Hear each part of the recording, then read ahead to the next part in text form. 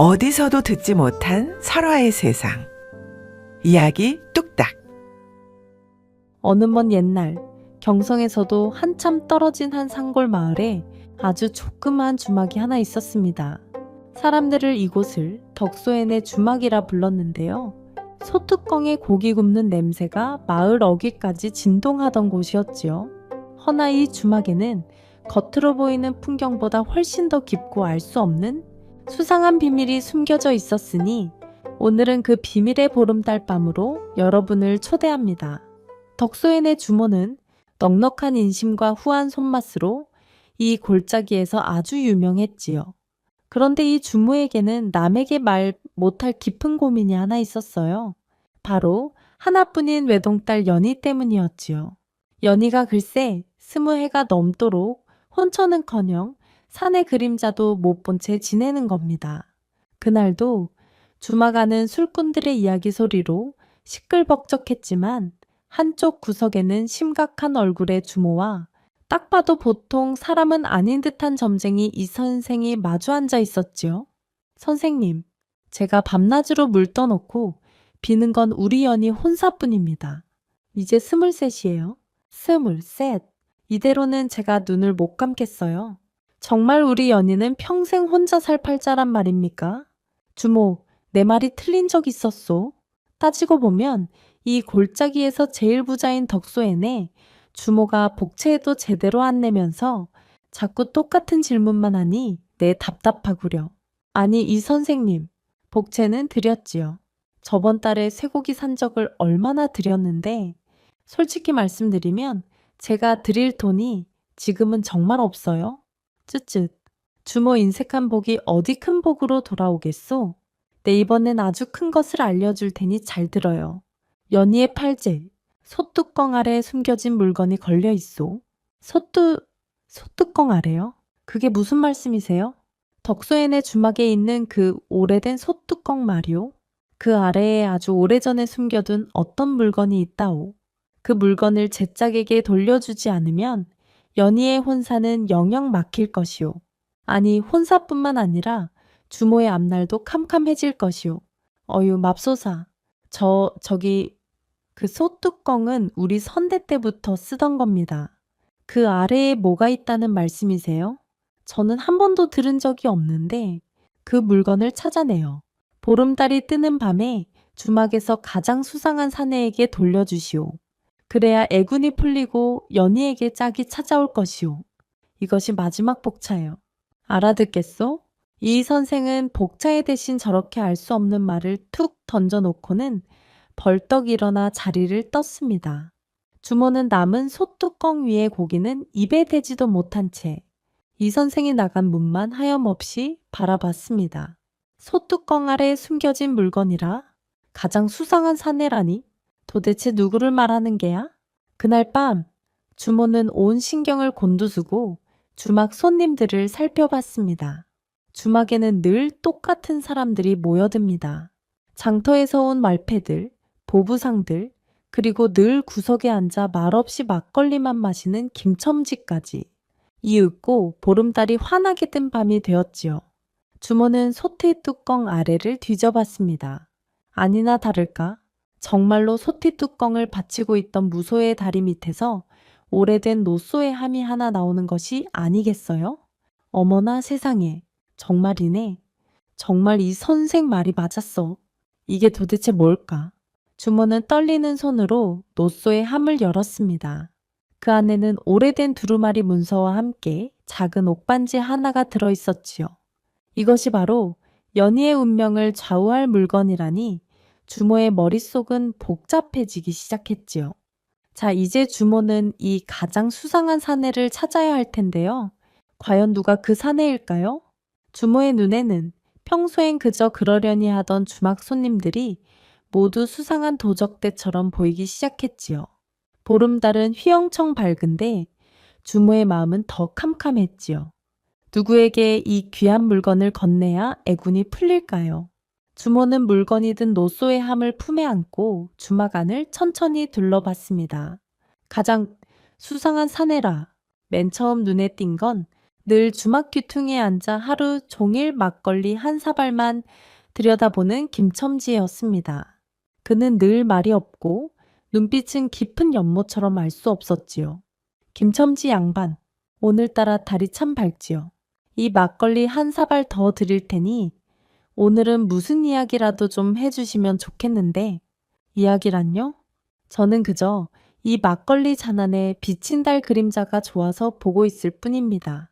주모께서도 복잡한 생각을 너무 많이 하지 마시구려. 아니, 내가 무슨 복잡한 생각을 한다고 그러시오? 괜한 말씀 마시고 고기나 좀 드셔보시오. 소뚜껑 아래에 숨겨진 것이 무엇인지, 그것이 누구의 물건인지 알아내기 전에는 저는 고기가 목으로 넘어가지 않을 것 같습니다. 김첨지 양반, 지금 무슨 소리를 하는 게요? 설마 당신이?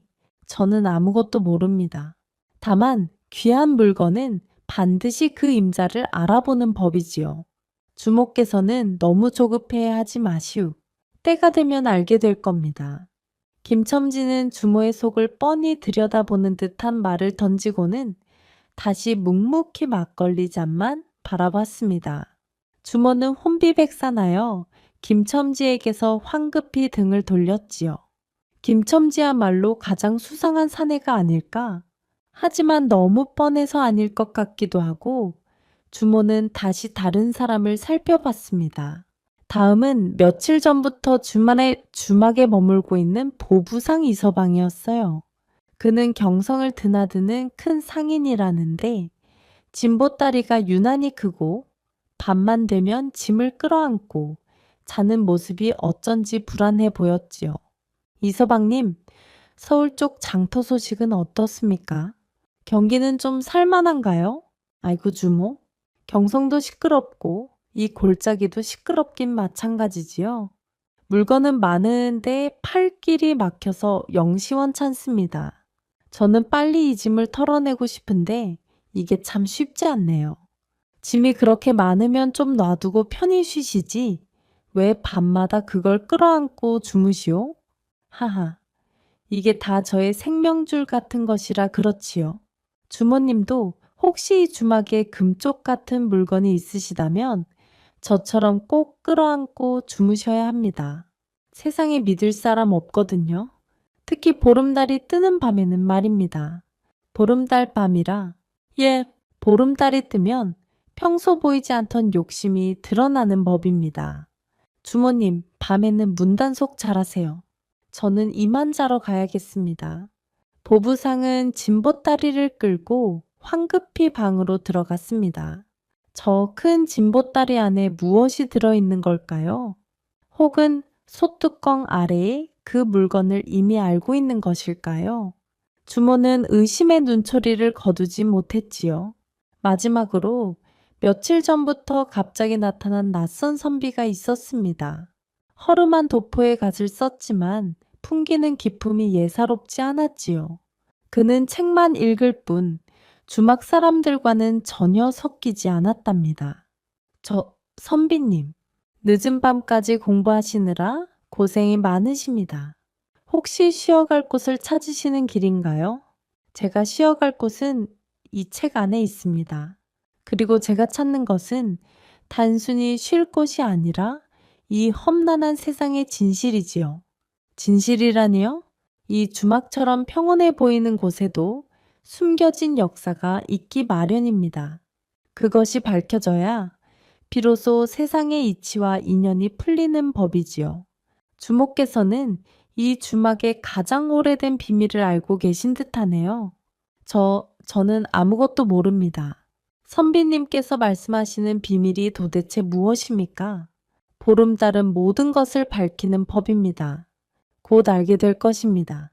누가 그 인연의 주인인지 말입니다. 세 사나이 모두 주모의 소뚜껑 아래 비밀을 알고 있는 듯한 말만 남기고는 자리를 피했습니다. 주모는 노소의 함을 품에 쥔 채 이 세 사람 중 도대체 누가 가장 수상한 사내인지 밤새 고민에 빠졌답니다. 운명의 보름달 밤, 과연 주모는 누구에게 이 옥반지와 두루마리를 건네야 할까요? 밤은 깊어갔지만 주모의 마음은 더욱 혼란스러워졌네요. 김첨지는 비밀을 아는 듯하고 보부상은 무언가를 숨기는 듯하며 선비는 진실을 말하는 듯하니 도대체 누구에게 이 노소의 함을 건네야 할까요? 이 선생 말대로라면 가장 수상한 사내가 내 딸 연희의 운명을 쥐고 있다 했으니 에라 모르겠다. 가장 덜 수상해 보이는 사람에게 건네보는 게 차라리 나을지도 모르지요. 주모는 문득 다른 이들처럼 감추는 듯한 말을 하지 않고 그저 진실만을 언급했던 선비에게로 눈길을 돌렸습니다. 가장 고요하고 기품 있어 보였기에 어쩌면 그가 이 애군을 풀어줄 진짜 인연일지도 모른다는 생각이 들었지요. 선비님, 밤늦게 죄송합니다. 제가 드릴 것이 있습니다. 이 노소의 함 안에 든 물건이 어쩌면 선비님께서 찾으시는 그 숨겨진 역사일지도 모르겠습니다. 받아주십시오. 주모가 노소의 함을 내밀자 책만 보던 선비가 드디어 고개를 들었습니다. 그의 눈빛은 보름달처럼 차갑고 날카로웠지요. 주모, 내가 이 주막의 가장 수상한 사내라고 생각하시는군요. 아닙니다. 나는 이 주막의 손님일 뿐 물건의 주인이 아닙니다. 물건은 진짜 임자에게 가야 하는 법입니다. 아니 그럼 대체 누가 주모께서는 아직도 이 주막에서 가장 오랜 시간 가장 많은 것을 지켜본 사람을 놓치고 있구려. 주모의 눈을 가리고 있는 것은 보여지는 것이 아니라 주모의 욕심일 것입니다. 선비는 다시 책으로 고개를 숙였습니다. 주모는 온몸에 힘이 빠지는 것 같았지요. 그렇다면 김첨지일까요? 아니면 진보다리를 끌어안고 자는 보부상 이서방일까요?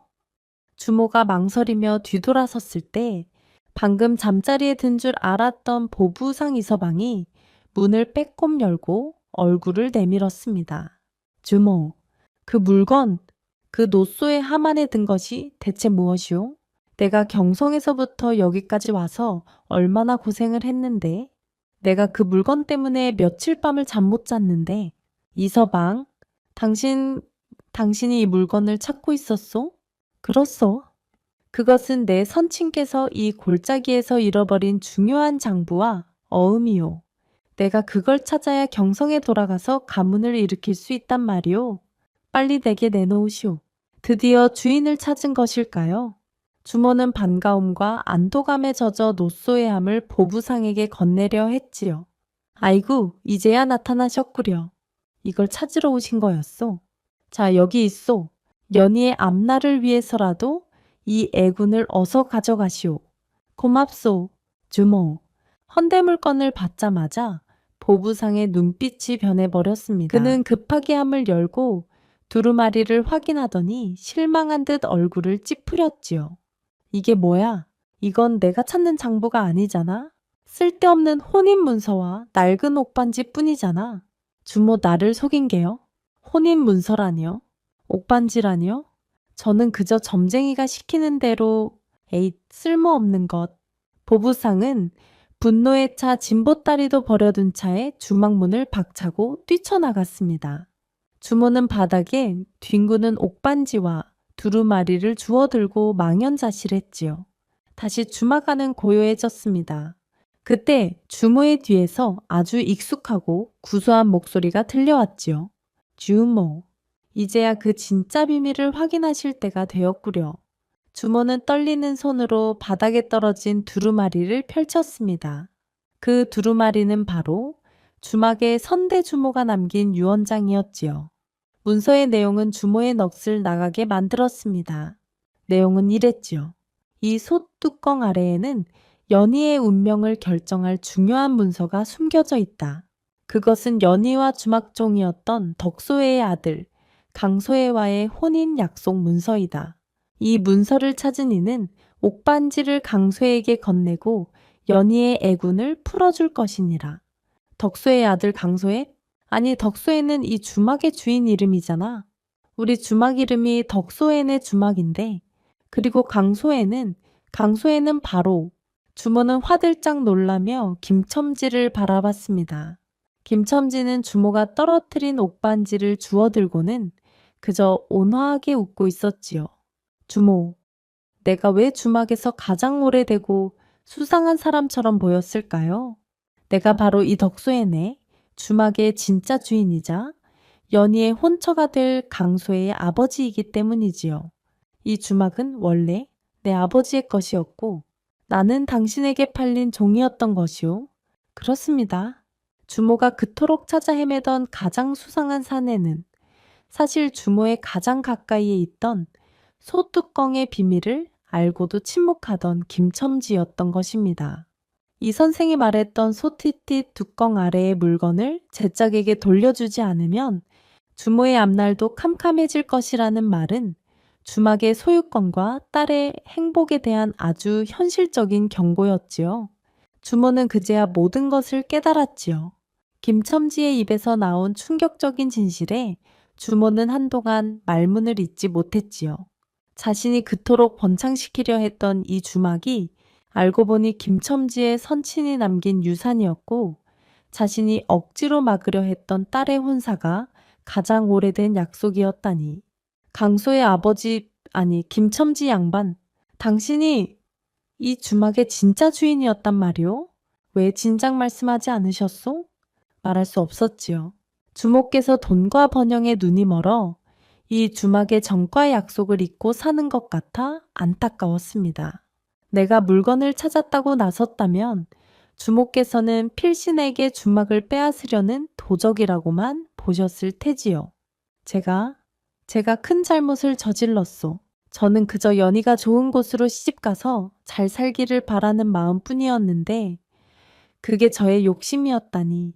연희의 좋은 곳은 돈이 많은 낯선 집안이 아니라 연희가 나고 자란 이 따뜻한 주막일 것입니다.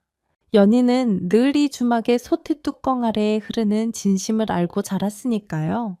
두 사람의 무거운 대화가 오가는 그때 주막 뒤편 방에서 주모의 딸 연희가 조용히 걸어 나왔습니다. 그녀는 이미 이 모든 상황을 듣고 있었던 모양이지요. 어머니, 울지 마세요. 그리고 강소의 아버지, 아니 이제는 시아버지가 되시겠지요? 놀라게 해드려 죄송합니다. 연희야, 너는 대체 언제부터 이 모든 것을 알고 있었니? 소뚜껑의 비밀은 몰랐지만 저는 강소의 아버지의 아들 강소의 도련님을 오래전부터 마음에 두고 있었습니다. 어머니가 애써 모른 척 하셨을 뿐이지요.